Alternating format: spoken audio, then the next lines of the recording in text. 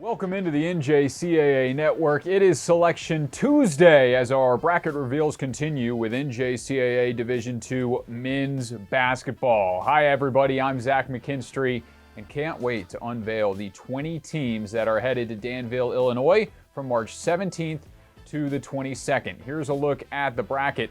16 district champions, 4 at-large bids will make it to the Mary Miller Center in Danville. And as you can see, the number 1, 2, 3, and 4 seeds await their first matchup, while the 13 through 20 seeds will have to play into the second round, and all 4 of those matchups are on next Monday. So without any further ado, let's dive into the bracket and take a look at the opening matchup. The 16 versus the 17. The 16 seed is SUNY Niagara. Didn't have to wait long to get our first at-large bid. The Thunderwolves return to the tournament after missing last year and get in as an at-large this year. Niagara has 3 players putting up 15 or more points per game, and their final 2 games each came down to 1 point. So they have the experience in tight games. They'll get the number 17 seed to start, Oakland CC. What a crazy journey it was for the Owls out of Oakland, who this time last week thought that their season was over. They get a second chance, advancing to the district championship after the previous round loss was ruled a forfeit. And boy, did they capitalize, winning 89-79 and making it to the D2 National Tournament for the first time since 1987. They are the Cinderella of this tournament, and we'll see if this magical run can continue. Winner of that matchup will take on the number 1 overall seed, Pima CC. For only the second time since COVID, the Aztecs are in with the highest seed in program history. Hard to put them anywhere else but one after a perfect 32-0 season where Pima cruised to a region title.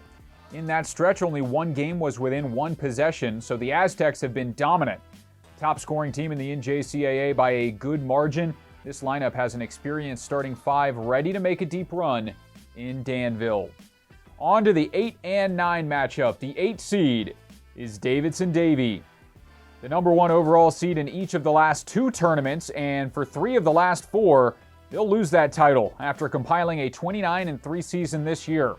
This year's Storm team leads the country in getting to the line and scoring there, hitting 21 free throws a game, while also forcing a nation's leading 21 opponent turnovers per game. Head coach Matt Ridge will try and lead his side back to the championship game for the first time since they fell short in 2022. The 9 seed is FSC Jacksonville. The Manta Rays have clinched back-to-back tournament appearances after being the 18 seed last year. FSCJ battled against Snead State in the district championship, and after they took the lead with 3 minutes to go, Jacksonville outscored them 8-2 down the stretch to take the title. Moving on to the next quadrant in that bottom left corner, the 13 and the 20, the 13 seed is Henry Ford. The Hawks are back in the national tournament for the 4th time in 5 seasons after missing out last year. This was an impressive season with roster turnover for Henry Ford. Only 1 returner that played last year, but they finished 23-7 with the cherry on top, a win in the Great Lakes District B Championship with a late 3 from Calvin Marshall icing that game. They'll take on the 20 seed in the opening matchup, Southeast. The Bobcats are back in the tournament for the first time since 2021 with a district championship win over Dakota County. This squad showcases a really deep roster with plenty of talent all over, but they'll have a tall hill in front of them as the 20 seed. Moving on, winner of that matchup takes on the number 4 overall seed, Parkland College. The Cobras finished up a perfect record at home this year before slicing their way through the Region 24 championship, punching their ticket with a dominant 104-67 win over Rend Lake. Parkland has been great on the glass, limiting opponents to the least offensive rebounds in D2, while also just allowing 61.9 points per game. That is 4th in the division. Moving on, we have a 5 and 12 matchup, starting with a 5 seed and another at-large bid. It is Des Moines area. DMAC was ranked top 10 in the NJCAA poll for most of the season, and their 29-3 record was strong enough to overlook the loss to Iowa Central in the region semifinals and put them through. The 2021 national champs are back in the tourney for the 2nd straight year, but looking to make it back to the championship game for the first time since they won it. They'll take on the 12 seed Howard CC. The Dragons are in after winning their final 5 games by an average margin of 13.4.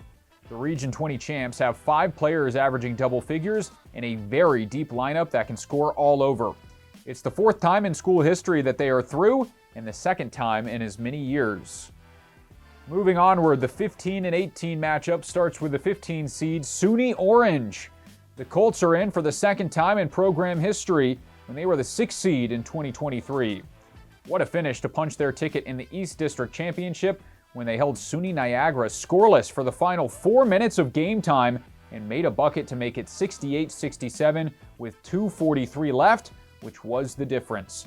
This talented defense is averaging 13.3 steals per game. That is 1st in NJCAA Division II. They'll take on the 18 seed, Milwaukee Area Tech. After a struggle of a season which started 1-8, the 2023 national champ and last year's 6th place team got hot at the right time, picking up tight wins in the Region 4 quarterfinal, semifinal, and then adding an 11-point win in the championship versus South Suburban to make their 4th straight appearance in Danville. This squad has tons of size and rebounding ability, pulling down the 3rd most defensive rebounds a game in the country. Winner of the 15 and 18 matchup gets the number 2 seed, North Central Missouri. Outside of a 1-point loss on the road, the Pirates were perfect, finishing the season at 31-1. A Region 16 championship and Central Plains District victory were a byproduct of that for a high-scoring offense that has scored over 92 points per game and shoots 53.6% as a team, which is 2nd best in the country. Elsewhere in that part of the bracket, the 7 seed plays the 10 seed, another at-large bid, the 7 seed, Kalamazoo Valley. What a year for the Cougars, who are headed back to Danville for the first time in 14 years. 29-2 was the overall record for Kalamazoo Valley, whose only loss was to a Macomb team who they got revenge against in the NJCAA Championship before they fell to Henry Ford in that battle of a district championship. The 2 sophomore guards, Joe Lytle and Ramir Draper, are averaging 20 points per game, so be on the lookout for Kalamazoo Valley. The number 10 seed is Bryant and Stratton, Wisconsin. After falling in the region championship in the last 2 seasons, the Bobcats finally broke through, taking down Rock Valley and punching their ticket to their 1st ever national tournament. What a job by Coach Charles Ruffing in his 2nd year with the program, and the Bobcats, another team looking to be Cinderella. Moving along, 14 and 19 matchup, bottom right quadrant and the 14 seed is Kansas City, Kansas. The Blue Devils are dancing for the first time since 2020 after a clutch Region 6 tournament championship. All 3 games in the tournament had a different leading scorer for KCK, coming from behind with a go-ahead score in the semifinal with 30 seconds left and nailing the go-ahead free throws in the final against Johnson County with 10 seconds left. Will the last-second heroics continue? We will see as they take on the 19 seed Raritan Valley. The Lions reeled in their 3rd straight region championship in thrilling fashion, outscoring Lackawanna 12-4 in the final 3.5 minutes to get through to the district championship, where they beat Monroe and secured their spot. Winner of the 14 and 19 matchup gets the 3 seed. It is Kirkwood. It's been one of the best seasons in a while for the Eagles, who returned to the tournament after a 5-year hiatus. Kirkwood punched their ticket by fending off a late push by Iowa Central to take the Region 11 crown, showcasing one of the top defenses in NJCAA Division II, holding teams to 38% from the field, which leads the country. Now moving into the final matchup, it is the 6 seed and the 11 seed. The 6 seed is Macomb. Macomb is going back to Danville for the 3rd straight year. The Monarchs took down Mid-Michigan in the Great Lakes District C Championship behind the stellar play of Damarian Fishburne, who was announced tournament MVP. They'll look to carry that hot shooting into the tournament as they take on the 11 seed, our final at-large, and the final team into this tournament, Johnson County. The Cavs had won 17 straight games, including 2 against Kansas City, Kansas, before the Blue Devils won that wild region championship in the 3rd matchup between the 2. Make it 3 straight years for Johnson County as they get in as an at-large, and that gives us a chance to look at the bracket as a whole. As you can see, the top 4 seeds, Pima CC, North Central Missouri, Kirkwood, and Parkland in that order. the teams that will be playing in SUNY Niagara and Oakland with a chance to play the number 1 seed. Henry Ford will take on Southeast, and then on the other side, it's SUNY Orange against Milwaukee Area Tech, and Kansas City, Kansas against Raritan Valley, while the 8-9 is Davidson-Davie versus Florida State College at Jacksonville. Des Moines Area, the 5, Howard, the 12, and then Kalamazoo Valley, the 7, Brighton, Stratton, Wisconsin, the 10, and the final matchup, Macomb CC 6 and Johnson County CC 11. So that's what the bracket looks like. Those are the 20 teams that will be playing in Danville, Illinois. Can't wait for it. But stay with us here on the NJCAA Network. We've got the head coach of the Pima Aztecs, Brian Peabody, on the other side of this commercial break to talk about Pima. And then when we come back from that break, we talk with the committee chair to break down why these 20 seeds were seeded the way they were. Stay with us on the NJCAA Network. We are back in a moment. Intensity fuels these champion student athletes to greatness. Zurich Insurance is proud to be the official provider of student athlete insurance for the National Junior College Athletic Association. Throughout the highs, we cheer along to their screams of victory. Throughout the lows, we support them through their tears of defeat. Zurich Insurance, helping student athletes play the sport they love.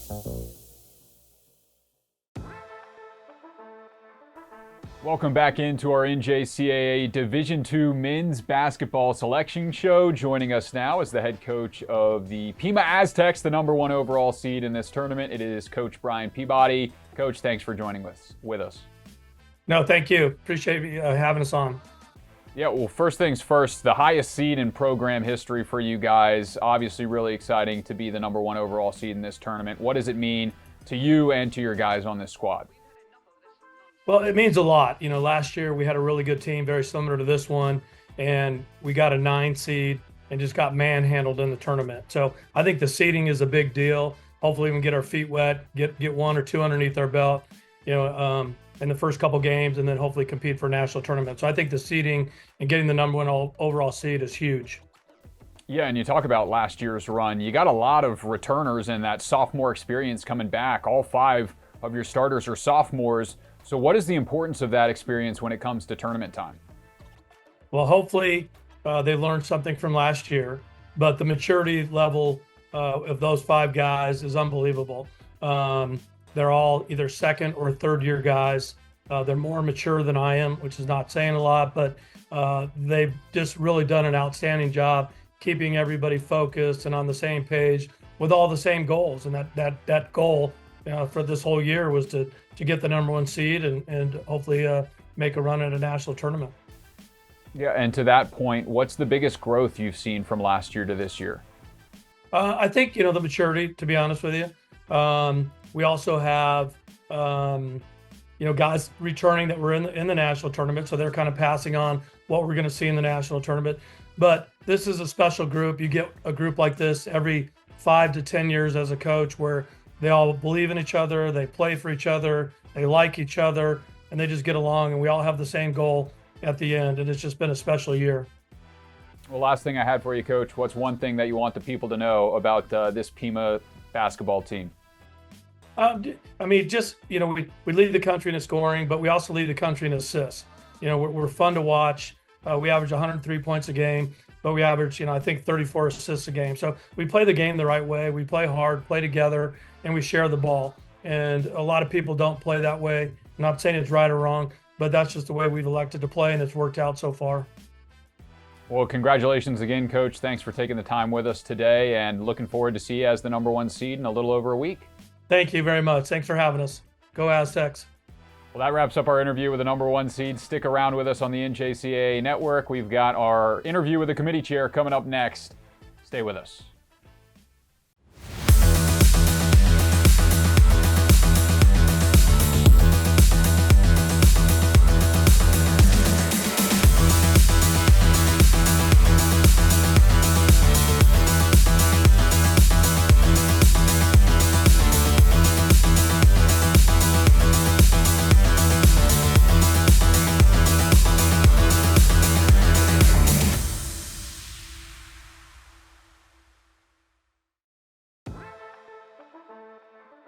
Welcome back into our NJCAA Division II Men's Basketball Selection Show. Joining us now is the committee chair for D2 Men's Basketball. It is Dale Voss. Dale, thanks for joining us. Hey, Zach, how you doing today? I'm good. Certainly really excited for this tournament. First things first, a lot of conversation about the at-large bids in this bracket. I'm sure there was plenty of discussion on the committee's side, but you got Waubonsie, Iowa Central, Mid-Michigan, some of the names that were outside of the bubble looking in, with SUNY Niagara getting that final spot. So talk a little bit about that at-large discussion that went on with the committee earlier today. Yeah, we did fall into a situation where we had some upsets and made, for good or for bad, it made some of the early at-larges a little bit easier to see clearly. But yeah, that last one, we had some really good discussions on that. It did eventually fall, as you said, to SUNY Niagara. We had Mid-Michigan, we had Waubonsie, Iowa Central, who made a really late charge. But Mid-Michigan was ranked since sometime in December. Waubonsie, I believe, was ranked the entire year. Niagara got in the poll probably late November. So those were all three teams that we had on our radar really the entire season. So we knew a lot about them, but you're looking for every little detail when you're trying to make a decision like that, because we take it very serious that there's a lot of young men. This is an unbelievable opportunity for them and for their coaches, and we don't want to take that lightly. So I thought the committee did just a terrific job of vetting it, and we had some tough discussions. Not, as I said when we left the call, not everybody got to win every discussion, but I don't think everybody lost either. So, everyone could hang their hat on something. Yeah, I'm sure it wasn't easy, because even when you look at the other side of the seeding where you got the top half, the talent has been really even this year, a lot of parity across. You got Pima with the number 1 seed, but there are 4 or 5 teams that you could see make a run at a national championship in this tournament. So talk about the parity coming up in this tournament in a little over a week. Yeah, we thought all year we had a lot of parity. I mean, we've had a few different people at the number 1 seed for different stretches throughout the year. Pima ended up there late, but North Central Missouri, who got the 2nd seed, I mean, they were the number 1 in our poll for a good chunk of the year. Kirkwood and DMAC have been battling in Iowa all year. They've been really good. Macomb has been a top 10 team, sometimes a top 5 team the entire season.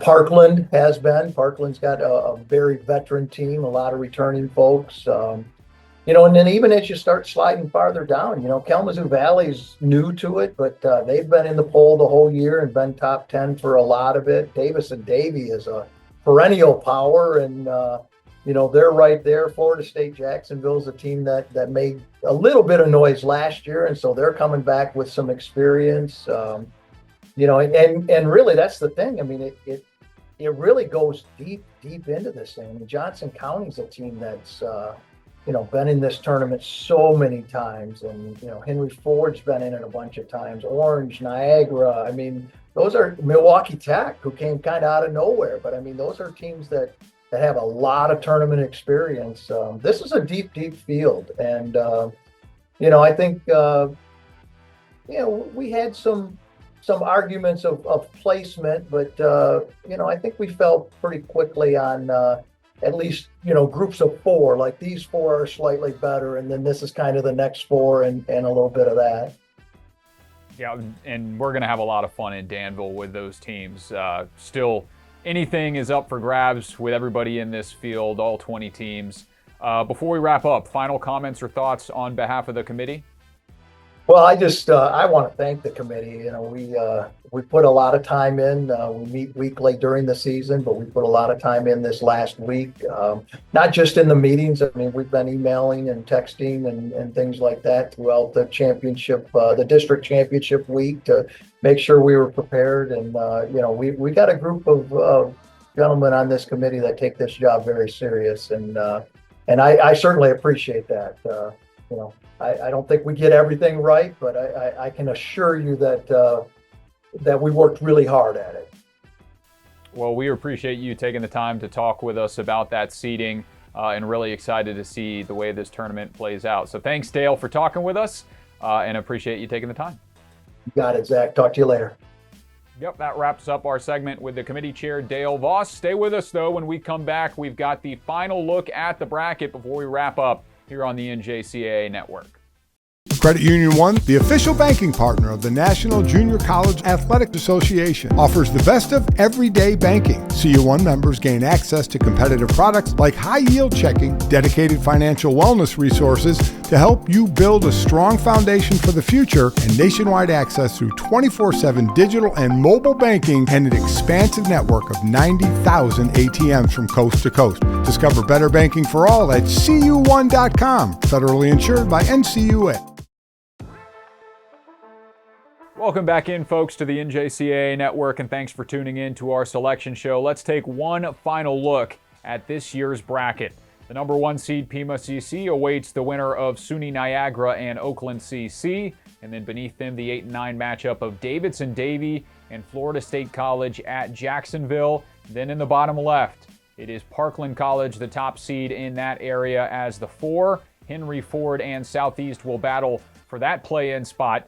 And then Des Moines area and Howard beneath the 4 seed Parkland. Opposite side of the bracket, it's North Central Missouri, the 2, with SUNY Orange and Milwaukee area Tech playing in for the chance to take on the Pirates. And then Kalamazoo Valley, the 7, and Bryan and Stratton, Wisconsin is the 10. Bottom right corner, final quadrant, Kirkwood, the 3 seed, Kansas City, Kansas is the 14, Raritan Valley, the 19, and then Macomb and Johnson County, the 6 and 11 in that matchup. So an absolutely stacked tournament that we cannot wait to see unfold at the Mary Miller Center in Danville, Illinois. Congratulations to the 20 teams that are in, the 16 district champs, and the 4 at-large bids who found out their fate here this afternoon. So thanks again for tuning in here on the NJCAA Network. I am Zach McKinstry, and we will see you all on Monday for the Division II Men's Basketball National Championship.